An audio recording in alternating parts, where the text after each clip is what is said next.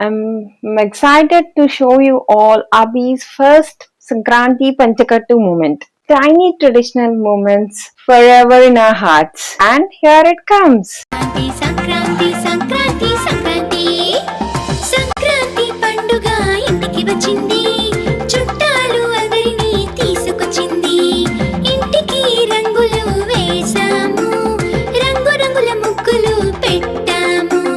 భోగి పండుగ నాడు మేము అంతా పాత సామాన్లు అన్నీ భోగి మంట పెట్టాము. సంక్రాంతి సంక్రాంతి సంక్రాంతి సంక్రాంతి సంక్రాంతి సంక్రాంతి సంక్రాంతి